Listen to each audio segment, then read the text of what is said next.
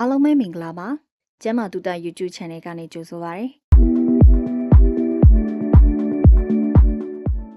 မျက်လုံးတွေကနေ့စဉ်မြင်တွေ့နေရတဲ့အရာရာတိုင်းကိုရှင်းရှင်းလင်းလင်းမြင်နေရတယ်ဆိုတာကမင်္ဂလာတစ်ပါးပါပဲတာမန်အားဖြင့်တော့ဒါကိုကျွန်တော်တို့သတိမပြုမိကြပါဘူးရုတ်တရက်အမြင်တွေဝါလာတာမျက်လုံးတွေနီးလာတာစသဖြင့်ဝေဒနာတွေခံစားရပြီဆိုရင်တော့မျက်လုံးကျန်းမာရေးကိုစစ်ဆေးဖို့သတိရလာကြပါတယ်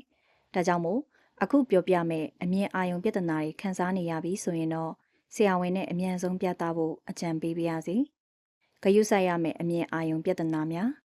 မျက်လုံးနေတာကအကြောင်းမျိုးမျိုးကြောင့်ဖြစ်နိုင်ပြီးနေယုံအပြင်မျက်လုံးရတာရောင်တာနောက်ဆုံးအမြင်အာရုံဆုံးရှုံးတဲ့အထိဖြစ်နိုင်လို့သတိထားရပါမယ်။ရေဘူးရအားဖြင့်တော့မျက်လုံးနေတယ်ဆိုတာမျက်လုံးထဲကသွေးကြောလေးတွေရောင်ရမ်းတာကြောင့်မျက်ဖြူသားတွေကပန်းရောင်ဒါမှမဟုတ်အနီရောင်ဖြစ်လာတာပါမျက်လုံးနေတာကတာမန်ပဲဖြစ်နိုင်တယ်လို့ပိုးဝင်တာကြောင့်လည်းဖြစ်နိုင်ပါတယ်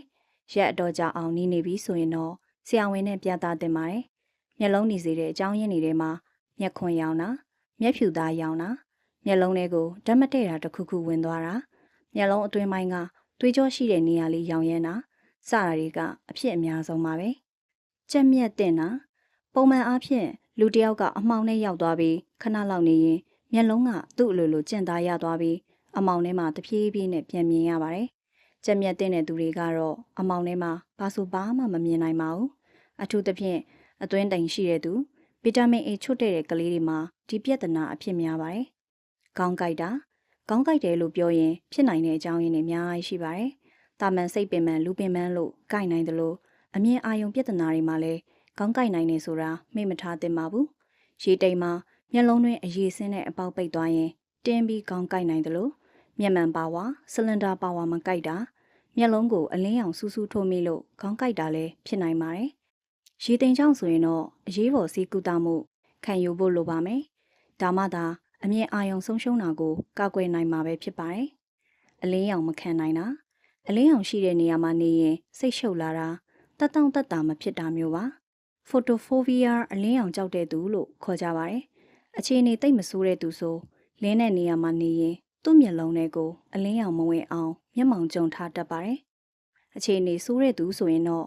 အလင်းနဲ့ထိတွေ့တာနဲ့ကိုမျက်လုံးတွေနားတဲ့အထိပြင်းထန်တတ်ပါတယ်။ဒီလိုအလင်းတံကိုမခံနိုင်တဲ့ပြဿနာကိုအတွင်းတိမ်မျက်ကြည်လွှာပွန်းတဲ့သူတွေမျက်လုံးမှာဓာတ်မတည့်ပြဿနာရှိသူတွေမျက်စိဆွေတဲ့သူတွေမှာအထူးကတွေ့ရပါတယ်။အမုံအဆက်လေးတွေမြင်နေရတာမျက်လုံးကကြည့်လိုက်ရင်ရှင်းရှင်းလင်းလင်းမရှိပဲအမုံတွေအဆက်တွေမြင်ကြောင်းတွေမြင်နေရတာကို floater လို့ခေါ်ပါတယ်။မျက်စိရှိမှမြင်နေရပေမဲ့တကယ်တမ်းဒီအမုံလေးတွေကမျက်လုံးထဲကအရည်ထဲမှာမျောပါနေတာပါ။ဒီ cell လေးတွေကမြင်လွှာမှာအရိပ်ပြန်ထင်လို့မျက်လုံးရှိမှမြင်နေရတာမျိုးဖြစ်ပါတယ်။များသောအားဖြင့်တော့ဒီအမုံဆက်တွေကအန္တရာယ်မရှိပါဘူး။အချိန်တစ်ခုလောက်ကြာရင်အလိုလိုတက်တာသွားပါတယ်။ပြောင်ရှင်းကြည့်လင်နေတဲ့တနေရာရာဥပမာနေရန်ကောင်းကင်ကိုကြည့်တဲ့အခါ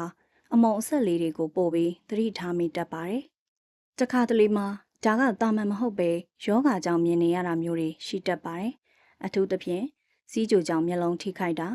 မြင်လွှာကွာတာမျက်လုံးထဲကသွေးကြောရှိတဲ့အလွှာရောင်ရမ်းတာစတာတွေမှလည်းဖြစ်တတ်ပါတယ်။ပြိုပြိုပြက်ပြက်တွေမြင်တာဒါကို flash လို့ခေါ်ပြီးတချို့ကလည်းလျှက်စီးလက်တလို့မြင်နေရတယ်။တချို့ကလည်းခေါင်းဆောင်ပြီးဂျယ်ရီလာတွေမြင်တယ်လို့မြင်ရတယ်။စသဖြင့်အမျိုးမျိုးပြောကြပါတယ်။ဒီလိုမြင်နေရတာကအသက်ကြီးလာတဲ့အခါမျက်လုံးတွင်းအရည်ကမြင်လွှာကိုပုတ်လို့ဒါမှမဟုတ်ဖိထားတဲ့အတွက်ပါ။တခါတလေတော့လေယောဂါတစ်ခုခုကြောင့်ဥပမာမြင်လွှာကွာတာဖြစ်တတ်ပါတယ်။တဲ့အနေနဲ့ရုတ်တရက်မျက်လုံးထဲမှာပြိုပြိုပြက်ပြက်တွေမြင်နေရမယ်။ဒါမှမဟုတ်မကြသေးခင်ကမှမျက်လုံးခွဲစိတ်မှုလုပ်ထားပြီးဒီလိုမြင်နေရတယ်ဆိုရင်မျက်စိဆရာဝန်နဲ့ပြသသင့်ပါတယ်။မျက်လုံး၆တာမျက်လုံး၆တဲ့အခါမျက်လုံးထဲမှာခုလုခံစားနေရတယ်လို့ရားတယ်လို့ခံစားရတတ်ပါတယ်။တာမန်အဖြစ်တော့မျက်လုံးကိုစူးစွအောင်လုပ်ပေးနိုင်ဖို့မျက်ရည်အလုံးလောက်မရှိဘူးဆိုရင်မျက်လုံး၆ပြီးရတတ်ပါတယ်။ဒါပြင်မျက်လုံးယောဂါတွေဖြစ်တဲ့နာတာရှည်မျက်လုံး၆တာမျက်ခွန်ရောင်တာ Bear's palsy လို့ခေါ်တဲ့မျက်နှာတစ်ချမ်းရွယ်ပြီးမျက်တောင်ကောင်းကောင်းမခန့်နိုင်တဲ့အခြေအနေမှာလည်းမျက်လုံး၆နိုင်ပါတယ်။မျက်ရည်ပူတွေကျတာဇက်တိုက်မျက်ရည်ပူတွေကျနေပြီဆိုရင်တော့တင့်မျက်လုံးမှာပြဿနာတစ်ခုခုရှိနေပါပြီ။မျက်လုံးမှာတစ်ခုခုဖြစ်နေတာကြောင့်မျက်ရည်တွေထွက်ပြီးမျက်လုံးကိုတန့်ရှင်းရေးလုပ်ပေးနေတာမျိုးပါ။များသောအားဖြင့် မျက်ရည်ပူတွေအဆက်မပြတ်ကျနေပြီဆိုရင်ဘက်တီးရီးယားဝင်လာလားမျက်ရည်ပြွန်ပိတ်နေလို့လားမျက်ဖြူသားရောင်းလာလားမျက်လုံးခြောက်လို့လားမျက်လုံးထဲကိုဓာတ်မတည့်တာတစ်ခုခုဝင်သွားလို့လားစသဖြင့်စဉ်းစားရမှာပါအမြင်ဝါတာအမြင်ဝါတယ်ဆိုတာမျက်လုံးမှာအဖြစ်များတဲ့လက္ခဏာတစ်ခုပါအကောင်းကြီးကနေရုတ်တရက်အမြင်အာရုံဝါလာတယ်ဆိုရင်တတ်နိုင်သမျှမျက်စိဆရာဝန်နဲ့အမြန်ဆုံးပြဖို့အကြံပေးပါရစေအမြင်ဝါစေတဲ့မျက်လုံးယောဂတွေကတော့အသက်ကြီးလာလို့အမြင်အာရုံချို့ယွင်းတာမျက်လုံးပါဝါမကိုက်တာအတွင်းတိမ်ရှိနေတာမြင်လွာကွာတာစတာတွေဖြစ်နိုင်ပါတယ်မျက်လုံးရောင်တာမျက်လုံးသားတစ်ဝိုက်မှာရောင်ရမ်းနေတယ်ဆိုတာကမျက်လုံးနဲ့မျက်ခွန်ကတစ်ရှူတွေရောင်ရမ်းပြီးဖောင်းနေတာပဲဖြစ်ပါတယ်တန်ရာကြောင့်မဟုတ်ပဲယောဂကြောင့်မျက်လုံးရောင်နိုင်တဲ့အခြေအနေတွေကတော့မျက်ခွန်ရောင်တာမျက်ရည်ပြွန်ပိတ်တာမျက်လုံးအရည်ပြားပိုးဝင်တာမျက်ဖြူသားရောင်ရမ်းတာမျက်ကြည်လွှာအနာဖြစ်တာတိုင်းရိုက်ဟော်မုန်းယောဂကြောင့်မျက်လုံးပြူးထွက်လာတာပဲဖြစ်ပါတယ်မိမိရဲ့အဖိုးတန်မျက်လုံးမှာအထက်ပါလက္ခဏာတွေခံစားနေရရင်မပေါ်စပဲမျက်စိဆရာဝန်နဲ့ပြသသင့်ပါတယ်ယောဂအခန်းကိုတေချာကုသလိုက်မယ်ဆိုရင်အမြင်အာရုံဆုံးရှုံးတာကနေအချိန်မီကာကွယ်နိုင်မှာပဲဖြစ်ပါတယ်ဒီလောက်ဆိုရင်တော့အမြင်အာရုံမှာဖြစ်တတ်တဲ့ယောဂတွေအကြောင်းကိုအနည်းငယ်သိရှိသွားလောက်ပြီလို့ထင်ပါတယ်ဗီဒီယိုလေးကိုဆုံးထိကြည့်ရှုပေးတဲ့သူအားလုံးကိုလည်းကျေးဇူးတင်ပါတယ်နောက်ဗီဒီယိုတွေမှာပြန်လည်ဆုံတွေ့ကြတာပေါ့နော်အားလုံးပဲကျမ်းမာပျော်ရွှင်တဲ့ဘဝလေးကိုပိုင်ဆိုင်နိုင်ကြပါစေရှင်